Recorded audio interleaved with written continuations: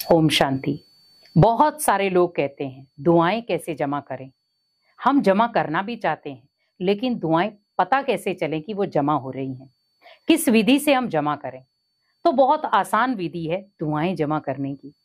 मान लो सपोज आपके अंदर कोई कला है, कोई गुण है, लेकिन आपके सामने कोई ऐसा व्यक्ति आया जिसको वो कला सीखनी है, वो गुण लेना है, लेकिन आप संकोच कर रहे हैं और आप कह रहे हैं कि नहीं बस ऐसे कर दो हो जाएगा। आप प्रॉपर विधि नहीं बता रहे। मान लो सपोज कोई आप कुकिंग ही है, मान लो कोई चीज आपको आती है, लेकिन आप सामने वाला आपसे पूछ रहा है आपने ये चीज कैसे बनाई, लेकिन हम कहेंगे हाँ ऐसे ऐसे ऐसे ऐसे कर देना हो जाएगा। आप प्रॉपर विधि नहीं बता पा रहे। क्यों? कि वो मेरे से आगे ना चला जाए। लेकिन आप ध्यान रखें, आप जितना दूसरों को बांटेंगे उतना बढ़ेगा। यह आपने कई बार सुना होगा। तो जब हम किसी को दुआएं बांट रहे हैं तो दुआएं आपके खाते में जमा हो जाएंगी। हम किसी को सुख दे रहे हैं तो वो भी आपके खाते में जमा हो जाएगा। लेकिन जब हम अपने गुण दूसरों के साथ नहीं बांटते तो वो ओनली हमारे तक सीमित रह जाते हैं। आज आप सोचो, आपके घर में अनाज पड़ा है, पर बाहर कोई भिखारी आ गया, आप अनाज उठा करके नहीं दे रहे हो और आप क्या कह रहे हो, मेरे घर में कुछ नहीं है, मेरे घर में अनाज भी नहीं है, कुछ भी नहीं है जो मैं तेरे को दे सकूं। वो भिखारी खाली वापस चला जाता है, लेकिन आपके घर में वो सब चीजें अवेलेबल थी जो आप दे सकते थे उसको। लेकिन जब वो रात को वही भिखारी भूखे पेट सोएगा तो आप सोचो आपके मन में क्या संकल्प आएंगे? नेगेटिव। और कई बार आपने देखा होगा, हम जब किसी को दुख देते हैं बदले में हमें भी दुख मिलता है। हाँ, कोशिश करें, धन नहीं देना है पर मुझे उसको भोजन कराना है। अगर भगवान मुझे 3 टाइम का भोजन स्वीकार करा रहा है, क्या मैं किसी आत्मा को 1 टाइम का भी नहीं खिला सकता? क्या मैं इतनी भी दानी आत्मा नहीं हूं? अपने अंदर सोचें, क्योंकि जितना आप किसी को दान करते हैं उतना ही दुआएं जमा होती हैं। अगर आप ब्लेसिंग का दान कर रहे हैं तो आपकी ब्लेसिंग्स जमा हो जाएंगी। आप सुख का दान कर रहे हैं, आपके पास सुख की ब्लेसिंग जमा हो जाएंगी। आप अगर खुशियों का दान कर रहे हैं तो आपके घर में खुशियों की ब्लेसिंग्स जमा हो जाएंगी। आप अगर सहयोग का दान कर रहे हैं तो वो भी कहीं ना कहीं दुआओं के खाते में जमा हो जाएगा।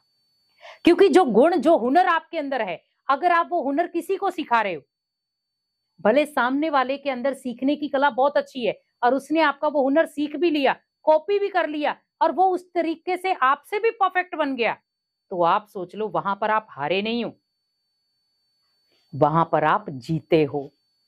क्योंकि आपने किसी ऐसे इंसान को काबिल बनाया जिसको उस गुण की सबसे ज्यादा जरूरत थी, और आज वो अपने परिवार का पेट पाल रहा है।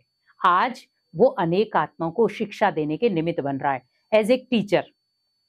अगर वो खुद बैरिस्टर बना है, खुद डॉक्टर बना है, खुद इंजीनियर बना है, वो कितने लोग, कितने बच्चों का भविष्य बना रहा है एक पढ़ाई से। अगर वो सोचे कि जो मैंने पढ़ा है वो मुझे बच्चों को नहीं पढ़ाना है, वो कई बार आपने देखा होगा टीचर्स अपना अनुभव सुनाते हैं कि हमने भी लाइफ में बहुत सारी ठोकरें खाई है, बहुत सारे लोगों के ताने सहन किए हैं, लेकिन कभी भी हम डिमोटिवेट नहीं हुए।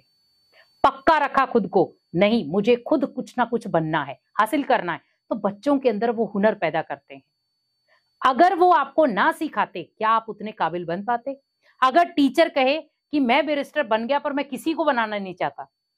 आज एक पिता भी है, अगर उसके पास हुनर है तो वो कोशिश क्या करता है, मैं अपने बच्चे के अंदर भी वो हुनर डालूं। लेकिन आजकल के बच्चे क्या कहते हैं, हमें उनके हुनर की जरूरत नहीं है, अनुभव की जरूरत नहीं है, क्योंकि हम बहुत काबिल बन चुके हैं।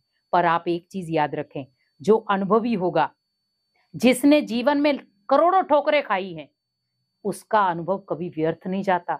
उसने जीवन में बहुत सारी ठोकरें खाकर क्या संभला है वो। तो आप सोचो, सबसे बड़ा मार्गदर्शन भी वही है आपका। अगर वो आपको कुछ कह रहा है तो आपके भले के लिए, बड़े प्यार से सुनो। कई बार क्या होता है, हमारे बड़े बुजुर्ग हमें कुछ कहते हैं, हम कई बार उनकी बात काट देते हैं, अरे आप तो पता नहीं सन संताली की बात कर रहे हो। लेकिन आप सोचो, उन्होंने भी अपने जीवन में कुछ अनुभव किया होगा, उस अनुभव के आधार पर आपको वो कुछ समझा रहे हैं और आपको कई परिस्थितियों से बचा रहे हैं। लेकिन हम कई बार उनकी बातों को इग्नोर कर देते हैं। वो आपको अपना हुनर दे रहे हैं, तो आप सोचो, जब आप अनेक आत्माओं को वो शक्तियां, वो गुण, वो खुशियां, वो सुख सब बांटते जाएंगे, तो आपके जीवन में ब्लेसिंग का खाता बढ़ता जाएगा, जमा होता जाएगा। तो दुआओं का खाता अगर आपको बढ़ाना है तो हमेशा एक चीज याद रखें, अनेक आत्माओं को देते जाओ, लेते नहीं जाओ, ओनली देते जाओ। जब आप देने की कला सीख जाओगे एक दाता बनकर, तो आपके जीवन में दुआओं का खाता भरपूर हो जाएगा ऑटोमेटिकली।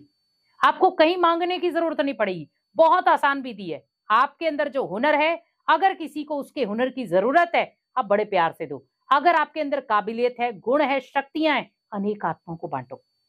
जैसे हम कई बार कहते हैं, कोई दुखी अशांत आत्मा है, आप उन्हें पॉजिटिव वाइब्रेशन भेजो, शक्तिशाली वाइब्रेशन भेजो, ताकि वो आत्मा दूर बैठे भी आपकी उन शक्तियों को पावरफुल बना सके, खुद को पावरफुल बना सके, आपकी शक्तियां वो अपने अंदर धारण कर पाए, भगवान की ब्लेसिंग ले पाए और खुद को मजबूत बनाकर उस परिस्थिति से अपने आप को स्ट्रांग रखे।